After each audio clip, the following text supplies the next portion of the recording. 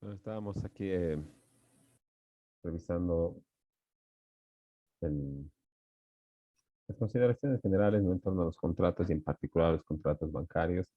Y también habíamos visto la definición, ¿no? Que es el esquema jurídico de la operación bancaria. La operación es netamente económica, ¿verdad? Pero el esquema jurídico lo que le pone dentro del marco de la legalidad y establece las obligaciones recíprocas el- es es el contrato, que es, como dice acá, el esquema jurídico, ¿verdad? La parte legal de la operación bancaria.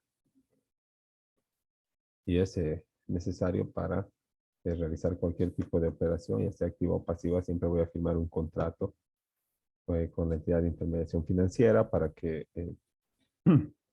estén establecidos los beneficios, las obligaciones, en su caso el plan de pagos, los intereses, las multas y todo lo que tenga que ver con una operación de, con una operación bancaria específica. Ahora, el, este acuerdo de voluntades, ¿verdad? Que, como hemos dicho, crea, modifica o extingue una relación jurídica, es caracterizada por el elemento eh, que representa la participación de la entidad de intermediación financiera, ¿no? Como un requisito inexcusable, ¿verdad? Dentro de lo que son los contratos bancarios y, y tiene que existir tiene que existir la creencia por parte de uno de los suscribientes, ¿no? Cuando la creencia es de parte del banco es porque el banco le ha prestado al, al que ha solicitado la operación activa, y cuando el, es en viceversa, el banco es el que tiene que cancelar el interés porque el usuario financiero ha depositado eh, su dinero, su capital, no a efecto de conseguir o de ganar el interés que está ofrecido por las diferentes operaciones pasivas del banco. Pero también recordemos que existe la banca SAFI, donde se asume el riesgo por el manejo de la información, ¿no? Porque uno elige la cartera de inversión en la que prefiere que su dinero se invierta, y si, bueno, no prospera, entonces no gano nada, ¿no? O incluso puedo perder el capital, pero si esta inversión del banco prospera, entonces yo voy a ganar mucho más que si hubiera dejado mi dinero en una caja de ahorros. Pero la caja de ahorros tiene el elemento de la seguridad, ¿no? Que no importa si fracasan o no las inversiones de la entidad de intermediación financiera, igual va a tener que cancelar los intereses establecidos en las operaciones de intermediación financiera eh, pasiva, en los que el usuario financiero no tenga conocimiento de la cartera de inversión, ¿no? Y como características, ¿no? Eh, del contrato está la intervención de la entidad de intermediación financiera como acreedor y el establecimiento de interés, ¿no? No puede haber un contrato bancario sin interés,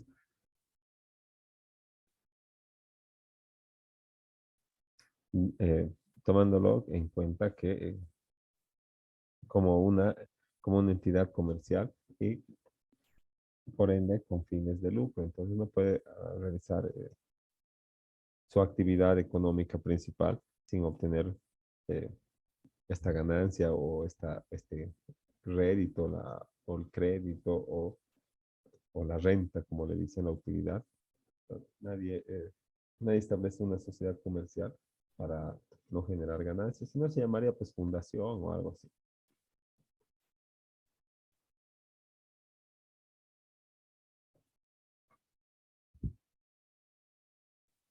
Ahora, los contratos en general, como habíamos visto en la anterior parte, ¿no? tienen ciertos elementos, ¿no? Como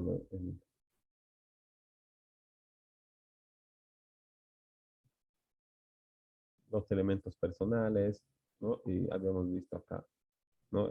Tiene ciertos elementos esenciales como el consentimiento, el objeto, la causa y la forma, ¿no? Pero también tiene en su estructura otros elementos característicos y así también eh, tiene además características que cada vez van diferenciándolo más del contrato de préstamo entre particulares que se rige por el Código Civil y las leyes del derecho privado.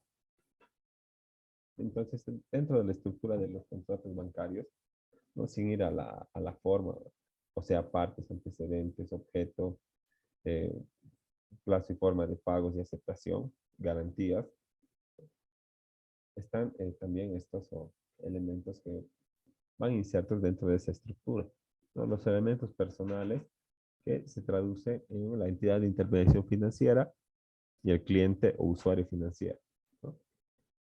El cliente o usuario financiero puede ser uno o pueden ser varios. Bueno, uno va a figurar como deudor, los demás en calidad de codeudores, o sea, en el mismo rango. Y también va a haber garantes, ¿verdad? Que sin ellos recibir el dinero, están garantizando están asegurando con una garantía real que tú vas a cumplir con la obligación, ¿no? Entonces, como pueden deducir, es difícil, ¿no? Conseguir una persona que se preste a a esta práctica de ser garante, ¿no? Ni siquiera de un pariente, porque todo el mundo sabe que, bueno, luego incumplen por cualquier cosa, aunque no quieran ser incumplidos, pero incumplen por cosas de la vida y como no tienen patrimonio, es mentira, ¿no? Que el banco primero le siga al garante principal y después al deudor. Todo es al mismo tiempo. Así que si encuentran patrimonio del deudor y no del garante, le van a ejecutar solo al deudor por el dinero que él nunca ha agarrado.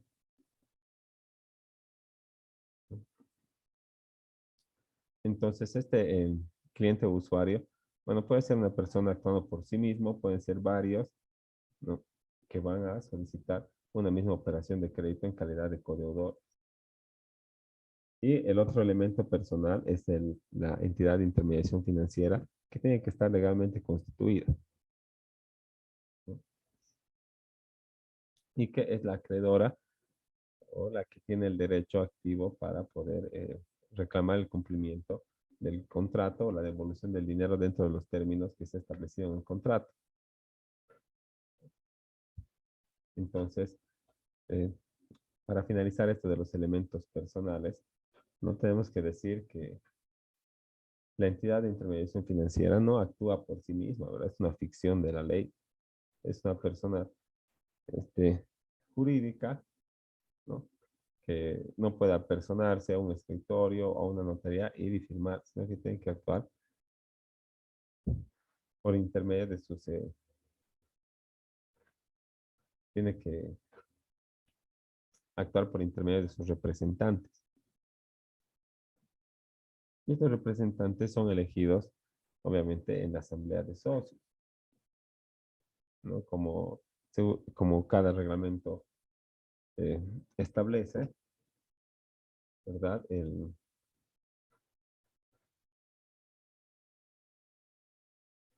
Se van a constituir se constituyen para fundar, se constituyen para nombrar directorio, para otorgar poder, para nombrar apoderado.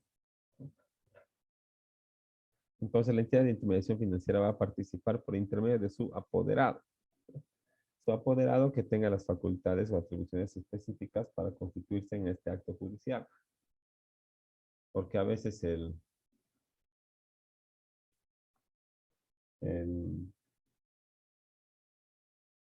digamos, el apoderado del banco. El banco tiene varios apoderados, ¿verdad? Y algunos hacen unas cosas y otros hacen otras, ¿verdad? Unos están a cargo de, de avalar las operaciones de crédito, otros de firmar los memoriales, ocuparse de las recuperaciones, otros de firmar los contratos, ¿no? También otros de las obligaciones internas del banco, como los sueldos, ¿verdad? El personal de limpieza, la seguridad, todo lo demás.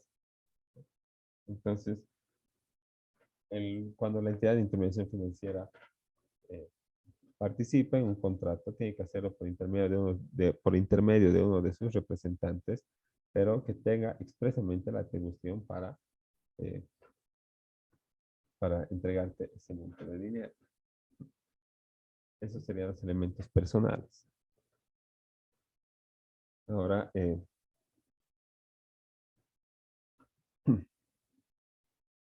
cuanto a los elementos reales, se- estamos hablando ya no de personas, sino de cosas, ¿verdad? A eso se refieren los derechos reales, las propiedades sobre las cosas. Entonces, el elemento real es la cosa u obligación dineraria, ¿no? Y el otro elemento real es el precio. O sea, eh, lo que puede ser evaluado en términos monetarios, ¿no? Esos son los elementos reales del contrato, ¿no? Por ejemplo, el monto del préstamo y la cantidad de interés, las cuotas. Eso se refiere al precio. Y la cosa u obligación, ¿no?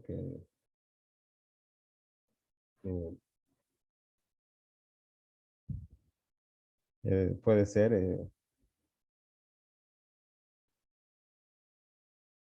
digamos, una disposición patrimonial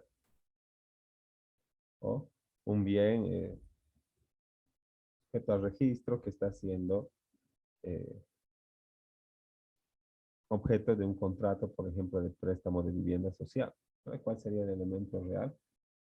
El, el- bueno, la casa, que es la garantía además de la obligación que se constituye como hipoteca, ¿no? Ese sería, esos serían los elementos reales, ¿no? Luego están los elementos formales que son las solemnidades en los contratos bancarios, ¿no? Y para eso se realiza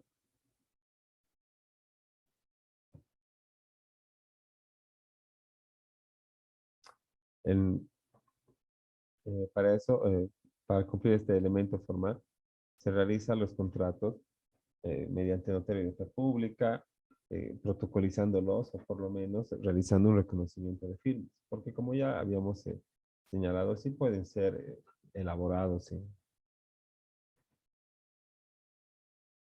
en documento privado, ¿no? Porque son derechos patrimoniales pues, del banco, no hay, eh, no hay una regulación que les diga tiene que constituirse mediante escritura pública o mediante protocolo notarial.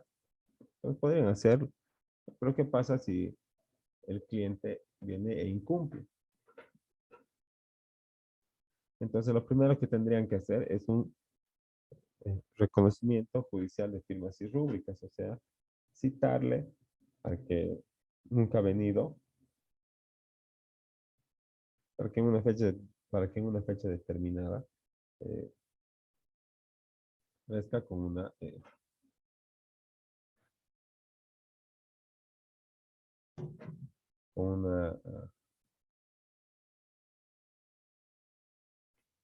digamos,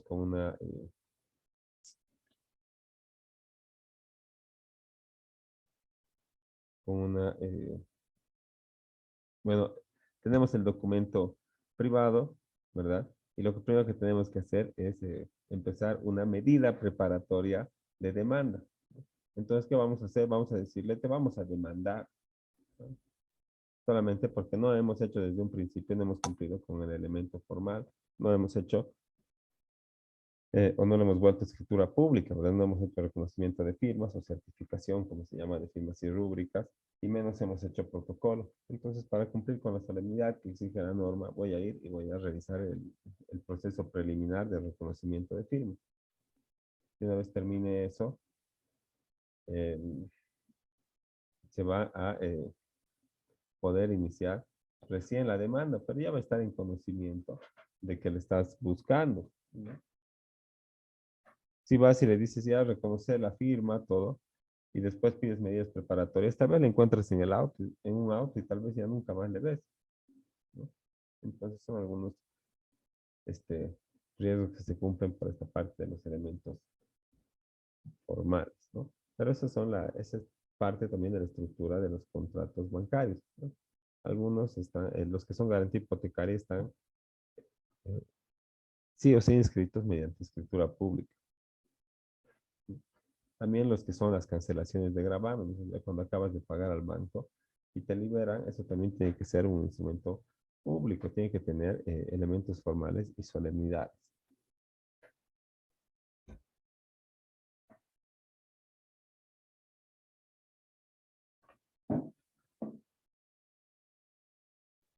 Ahora, se- en cuanto a las características, ¿no? El, como ya habíamos señalado, habíamos mencionado ya con anterioridad al principio de la lección, ¿no? Es que participe como acreedor una entidad de intermediación financiera y existe interés, ¿no? Esas son las características del contrato bancario. Luego contiene otras cláusulas, ¿verdad? De sanciones, moratorias, de interés, son mucho más amplios, ¿verdad? Pero eso es ya para asegurar el cumplimiento del contrato y en su caso la recuperabilidad en la vía judicial. Entonces, mientras no sea una cláusula así abusiva ni exaccionaria, algo de eso, entonces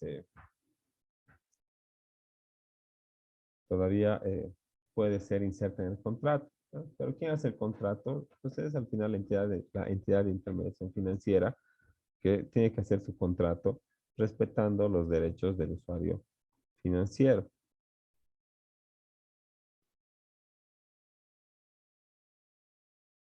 Que,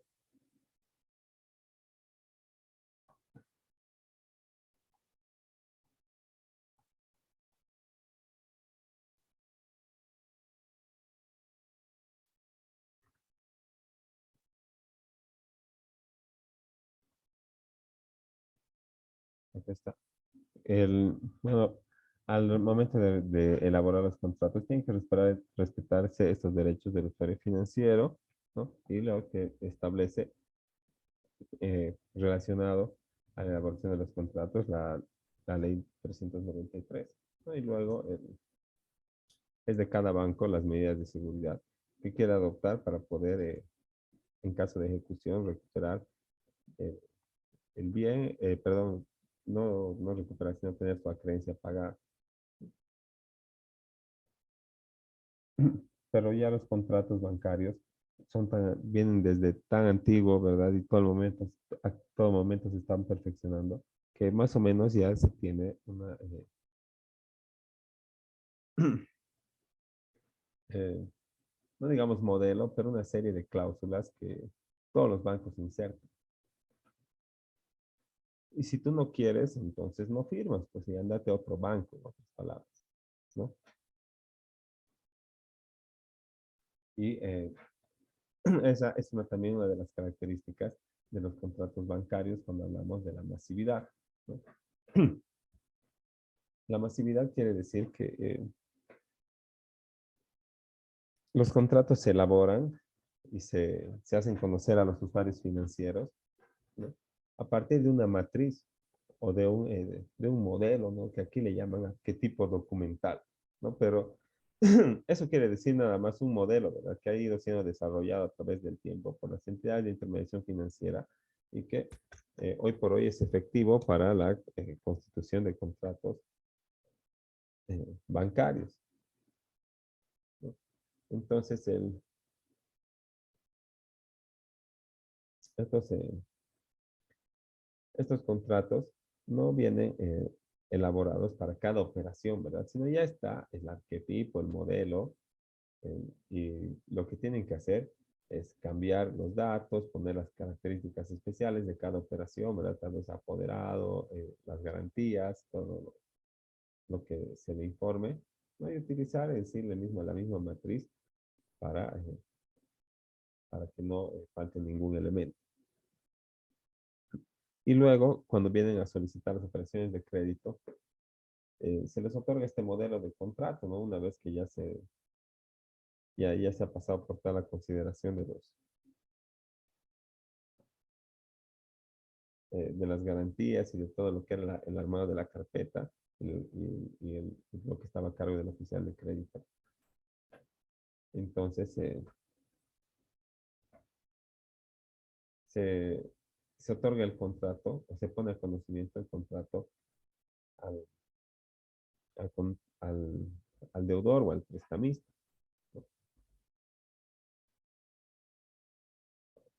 Y si, digamos, el deudor o el que va a ser futuro deudor, una vez que firme, no está de acuerdo con una de las cláusulas, puede ir a hacerlo revisar ante su abogado. Y si el abogado dice, sí, no, no me parece que está dentro de tus derechos, eh, bueno, entonces no se puede hacer nada, ¿no? No puedes ir al banco y decirle, quítamelo esta cláusula, o estito, modifícamelo, porque es un contrato con características de masividad. Ya está hecho para todos. O sea, si quieres firmas y si quieres no firmas. Y si quieres reclamar, primero identifica una, eh, una flagrante violación a tus derechos de usuario financiero que está en el 74 de aquí de la ley 393. Si no te han coartado ni el ejercicio de ninguno de esos derechos, entonces, no sé,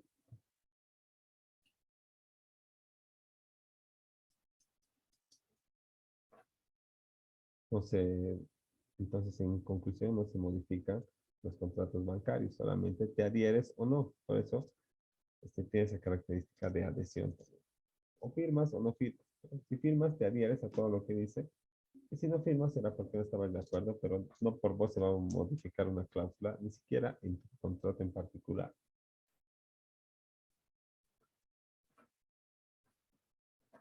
Ahora,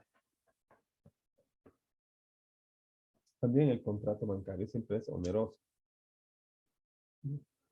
Y es oneroso desde el punto de vista en que una parte sufre un sacrificio patrimonial para procurarse una ventaja. Esta parte que sufre un sacrificio patrimonial no es el deudor, es el banco. Porque el banco, que es dueño de la plata, tenía la posibilidad de realizar pues, actividades económicas eh, o de otra índole, ¿no? Entonces,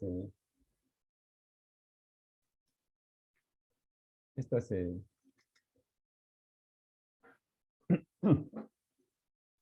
estas, este sacrificio patrimonial que hace el banco, ¿verdad? Al ofrecerte al darte su liquidez, ¿no? Porque te está dando su plata, que podría usar para invertir, por ejemplo, o para comprarse otra sucursal, ¿no? Entonces está sacrificando su liquidez, pero ¿para qué? Para que tú estás sacrificando la liquidez inmediata para que en mérito de un contrato luego vos vayas pagando cuotas mensuales y acabes pagando mucho más del monto, del monto líquido que se te otorgó. Entonces, esa ganancia, esa utilidad es el,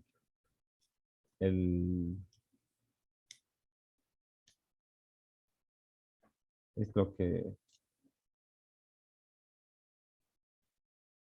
lo que digamos representa ese carácter de oneroso, ¿no? Siempre tiene un costo y ese costo siempre genera una utilidad. ¿Para quién? Para el banco, ¿verdad? Primero sacrifica su utilidad, pero con la esperanza de una ganancia futura. Y esa ganancia futura la capitalizará, lo juntará con el capital social y lo seguirá dando en préstamo, ¿no? Y un pequeño porcentaje será la utilidad de la sociedad comercial.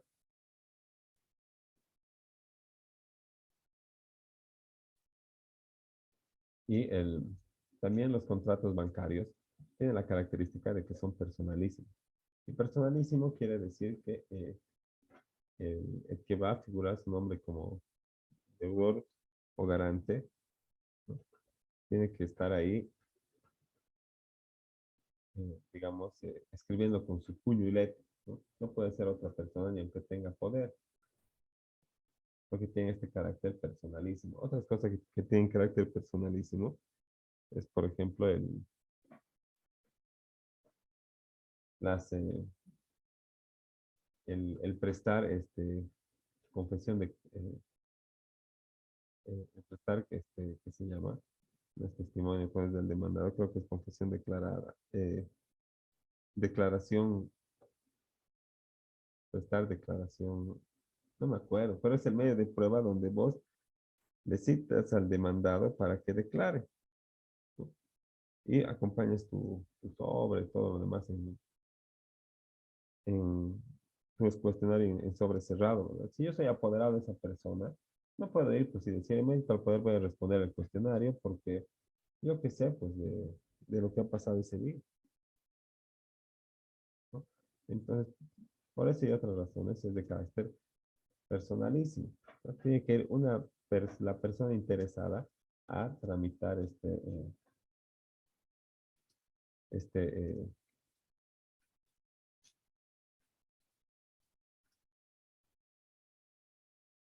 tiene que ir la persona que está figurando como deudor a suscribir el contrato bancario.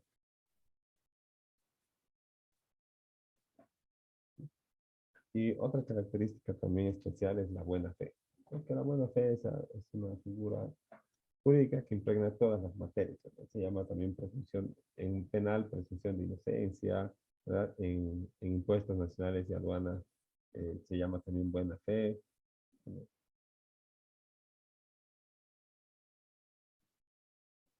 Entonces, este principio hace referencia a que, el-